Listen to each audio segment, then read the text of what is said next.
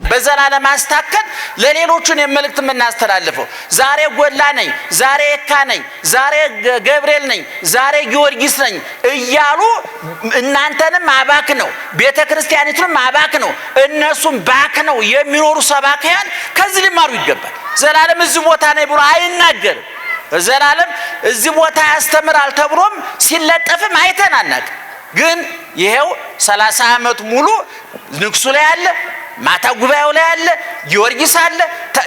ተክለ ማን ዘላለምን ያልጋበዘ አለቃ፣ ያልጋበዘ ጳጳስ፣ ያልጋበዘ የማያውቅ ምእመን የለም።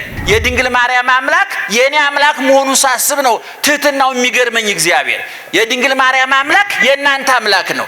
የተክለ ሃይማኖት አምላክ የእናንተ አምላክ ነው። የቅዱስ ጊዮርጊስ አምላክ የእናንተ አምላክ ነው። አንገቱን የታረደው ቅዱስ ጊዮርጊስም አምላኩ እግዚአብሔር ነው። እኛ ደግሞ ማተብ እንኳን ለማሰር ክብራችን ይቀንሳል ብለን የምንደራደረው እኛም አምላካችን ማን ነው? እግዚአብሔር ነው። ትልቅ ገናና ትርፍርፍ ያለች ቤተክርስቲያን፣ ዘንካታ ቤተክርስቲያን፣ ውሃ ልኳ አረፋ የከተተች ቤተክርስቲያን፣ ሁልጊዜ እለዋለሁ አረፋ የከተተች ቤተክርስቲያን፣ ተሰርታ ያለቀች ቤተክርስቲያን፣ በማንም በጎ ፈቃድ የማትጠብ የማትሰፋ የማትረዝም የማታጥር የማትሞል የማትሞላ የማትጎል በመጽሐፍ የምትመራ ጳጳሱ ምን አለ፣ መጋቢ ሐዲስ ምን አለ፣ አባ ገሌ ምን አሉ አትልም። ኦርቶዶክሳዊ ተዋሕዶ ቤተክርስቲያን መጽሐፉ ምን አለ፣ የተጻፈው ምን አለ የምትል ምን ተይቤ መንፈስ ቅዱስ ምን አለ፣ ምን ተይቤ መጽሐፍ ምን አለ የምትል እንጂ አባ ገሌ አቡነ ገሌ መጋቢ እንትና ሊቀ እንትና ምን አሉ ብላ አታውቅም። እንደዛ ቢሆን እነሱ ሲወፍሩ ጠባ፣ እነሱ ሲከሱ ሰፍታ ተጎትታ ረክሳ ቆሽሻ ታልቅብን ነበረ። በልኩ ነው ክርስቶስ ቀራንዮ ላይ ኦርቶዶክሳዊ ተዋሕዶ ቤተክርስቲያንን ከፍ ብላ በክርስቶስ ልክ ተቀዳ የተሰፋች ውብ የነውር ልብሳችን ናት፣ ገመና ከታቻችን ናት። ይችን ታላቅ ቤተክርስቲያን ለኛ አሳልፎ የሰጠ እግዚአብሔር ክብርና ምስጋና ይግባው። በእውነት አትመጥኗትም ብሎ ጠርጎ ያላስወጣን እግዚአብሔር በድጋሜ ክብርና ምስጋና ይግባው። ክብርሽ ገናና ነው ለዘላለም። ከነገ ወዲያም እንደማይለየን አፋችንን ሞልተን የመሰከርንለት ልባችንን ሞልተን ያመንነው የአባቶቻችን አምላክ ልዑለ ባሕርይ እግዚአብሔር ስላዘጋጀው በጎ ነገር ክብርና ምስጋና ይግባው። ክብርና ምስጋና ይግባው። ክብርና ምስጋና ይግባው። ጆሮአችሁን ይክፈት፣ አንደበታችንን ይፍታ። በመላ በግምት በይመስለኛል በሳይሆን አይቀርም የግል ሐሳባችንን እንዳናፈስባችሁ ጆሮአችሁን ይጠብቅ፣ አንደበታችንንም ይቆጣጠር። እግዚአብሔር በየወሩ እየመጣ ጠባዩን፣ ትምህርቱን፣ ሃይማኖቱን ሳይቀይር 30 ዓመት ሙሉ አንድ አይነት ጠባይ፣ አንድ አይነት የትምህርት ጠረን፣ አንድ አይነት የትምህርት መልክ ያለው ከከተማ እስከ ገጠር፣ ከገዳም እስከ ደብር፣ ከውስጥ እስከ ውጭ ብዙ ሕዝብ አለበት፣ ትንሽ ሕዝብ አለበት። በንግሱ፣ በሰርጉ፣ በለቅሶ ቤቱ እግዚአብሔር ይገኝበታል ብሎ ባሰበው ቦታ ሁሉ ተገኝቶ አፉን ሞልቶ ቃሉን አጉልቶ ኦርቶዶክሳዊ ተዋሕዶ ቤተክርስቲያንን አስከብሮ የከበረ መስክሮላት የመሰከረችለት ከፍ አርጓት ከፍ ያረገችው ኑሮላት ያኖረችው ኦርቶዶክሳዊ ተዋሕዶ ቤተክርስቲያንን ያስጠራ ሃይማኖታዊ ዝና ወንጌላዊ ዕውቅና በምን መልክ መያዝ አለበት ለሚለው በእውነት በእድሜው መጠነኛ በቁም ነገሩ እንዘ ሕፃን አረጋዊ አንዳንድ ጊዜ ሰዎች እድሜያቸው 80 ዓመት ሞልቶ አስተሳሰባቸው 20 እና 30 ዓመት የሆነባቸው አሉ። ሕፃንነታቸው እየባረቀባቸው ጉርምስናቸው እየፈነቀለ እየወጣባቸው እርጅናቸውን የሚያጎሰቁልባቸው ሰዎች አሉ። እንደገና ደግሞ ወጣቶቹ ነው በሃያዎቹ በ30ዎቹ ነው ሩጠው ያልጠገቡ ደግሞ አረፋ የከተቱ ቁም ነገረኛ ወጣቶች አሉ። በተለይ በአሁኑ ጊዜ በየአብያተ ክርስቲያናቱ የምናገኛቸው ወጣቶች አሉ። ሴቶችም ወንዶችም ወጣትነታቸውን ዋልቦ ዘያስታብዳ ለውርዙትከ ታናሽነትህን ማንም አይናቃት እንዳለ ቅዱስ ጳውሎስ ሐዋርያው ዘላለም ወንድማችን ወንጌል መምህር ዘላለም ገብቷቸዋል ሐሳቡ። መምህር ዘላለም በእውነት በመሞቱ አዝነናል፣ ከፍቶናል። ነገር ግን መስራት የሚገባውን ስራ ሰርቶ በመሄዱ ኦርቶዶክሳዊት ተዋሕዶ ቤተክርስቲያን ካደረገላት በላይ አድርጋ ካከበራት በላይ አክብራ በክብር ለሞተለት ለተሰቀለለት 35 እና 36 ዓመት ሙሉ በታማኝነት ላገለገለው ፈጣሪው አስረክበዋለች።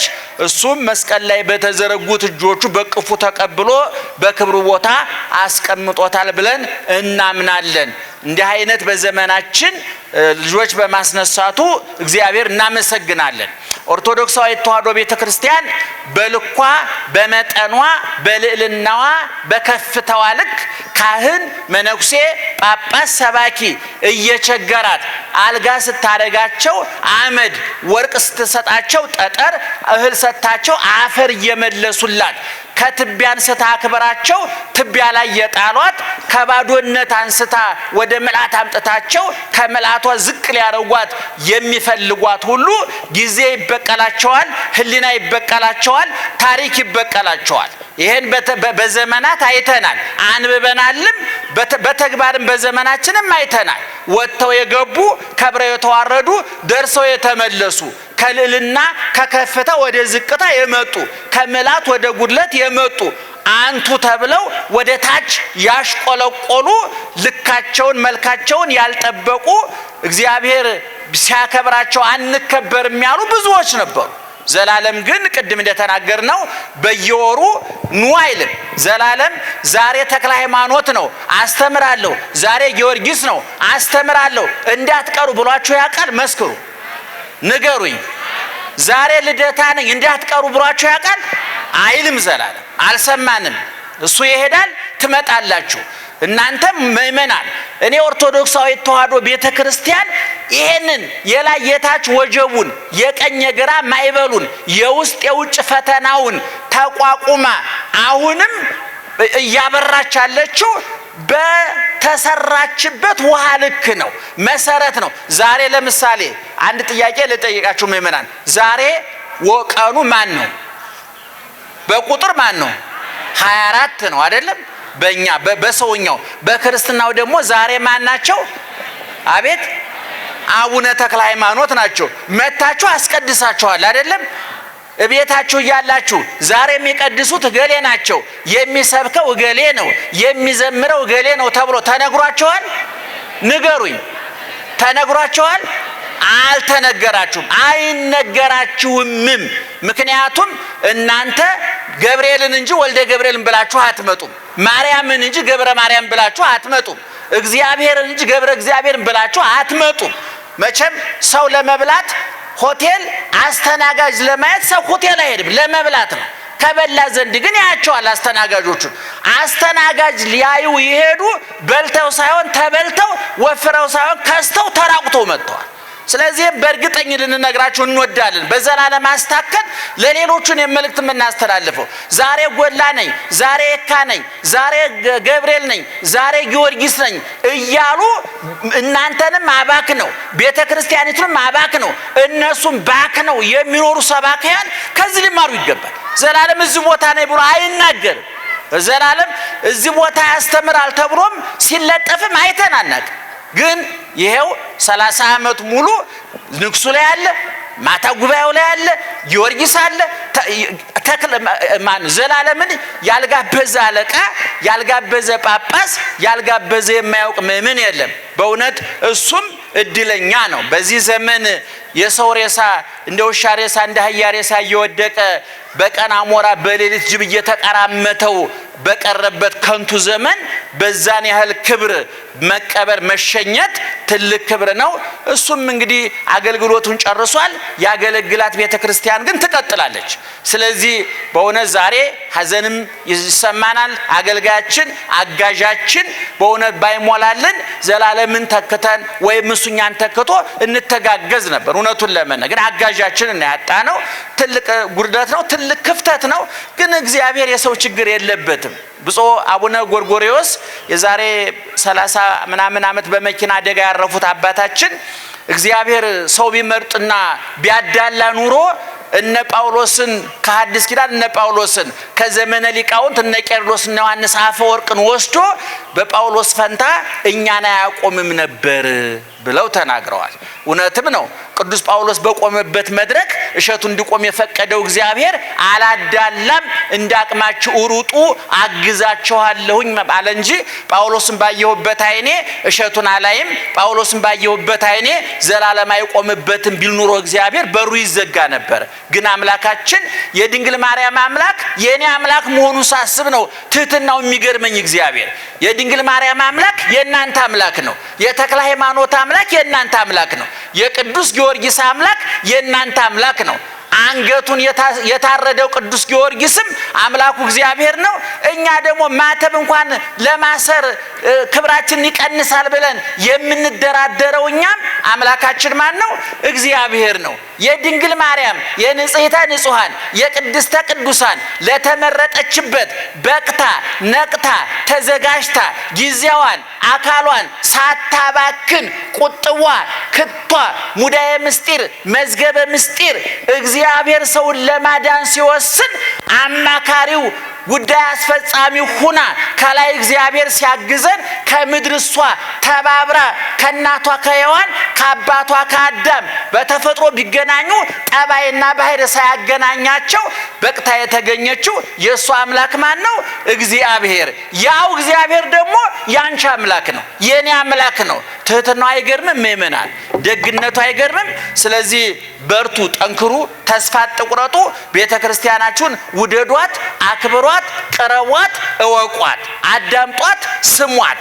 ትልቅ ገናና ትርፍርፍ ያለች ቤተ ክርስቲያን፣ ዘንካታ ቤተ ክርስቲያን፣ ውሃ ልኳ አረፋ የከተተች ቤተ ክርስቲያን፣ ሁልጊዜ እለዋለሁ አረፋ የከተተች ቤተ ክርስቲያን፣ ተሰርታ ያለቀች ቤተ ክርስቲያን፣ በማንም በጎ ፈቃድ የማትጠብ የማትሰፋ የማትረዝም የማታጥር የማትሞላ የማትጎል በመጽሐፍ የምትመራ ጳጳሱ ምን አለ፣ መጋቢ ሐዲስ ምን አለ፣ አባ ገሌ ምን አሉ አትልም። ኦርቶዶክሳዊ ተዋሕዶ ቤተ ክርስቲያን መጽሐፉ ምን አለ፣ የተጻፈው ምን አለ የምትል ምን ተይቤ መንፈስ ቅዱስ ምን አለ፣ ምን ተይቤ መጽሐፍ ምን አለ የምትል እንጂ አባ ገሌ አቡነ ገሌ መጋቢ እንትና ሊቀ እንትና ምን አሉ ብላ አታውቅም። እንደዛ ቢሆን እነሱ ሲወፍሩ ጠባ፣ እነሱ ሲከሱ ሰፍታ ተጎትታ ረክሳ ቆሽሻ ታልቅብን ነበረ። በልኩ ነው ክርስቶስ ቀራንዮ ላይ ኦርቶዶክሳዊ ተዋሕዶ ቤተ ክርስቲያንን ከፍ ብላ በክርስቶስ ልክ ተቀዳ የተሰፋች ውብ የነውር ልብሳችን ናት። ገመና ከታቻችን ናት። ይችን ታላቅ ቤተ ክርስቲያን ለኛ አሳልፎ የሰጠ እግዚአብሔር ክብርና ምስጋና ይግባው። በእውነት አትመጥኗትም ብሎ ጠርጎ ያላስወጣን እግዚአብሔር በድጋሜ ክብርና ምስጋና ይግባው እና ዛሬ እንደተናገርነው ጻድቁ የተጸነሱበት ቀን ነውና በዚህ ጉዳይ እጥር ምጥን ሰብሰብ አድርጌ ጥቂት ነገር ነግራችኋለሁ። ብፁዕ አባታችን አቡነ ቀውስጦስ በእድሜም በእውቀትም በእምነትም በሶስቱም አባታችን እምነታቸው ጠንካራ፣ እውቀታቸው ጥልቅ፣ እድሜያቸው ረጅም ነውና እሳቸው በእውነት እኔ ቢናገሩ አልጠግባቸውም። እንኳን አንደበታቸው እንባቸውም ያስተምራል። አባታችን ይሄንን መሰከራለሁ። እኔ ውዳሴ ከንቱ ለሰው አቅርቤ አላውቅም። ምክንያቱም ደሞዜ ተቆርጦ አልቋል። አይጨምሩልኝም አይቀንሱልኝም እና ከዚህ ከንቱኑ አምልጠናል። ለትንሽ ብዙ ምንተና ካንጀቴ ነው ማለት ውጣ ወረድ የለውም ማለት ነው። እንደው ምን ፈልጉ ይሆን ብላችሁ በሐሜት እንዳትሰቃዩ። ምንም ፈልጌ አይደል ሐቁን ለመናገር ያህል ነውና እሳቸው በመካከላችን ተገኝተውልናል። ይክበር ይመስገን እግዚአብሔር።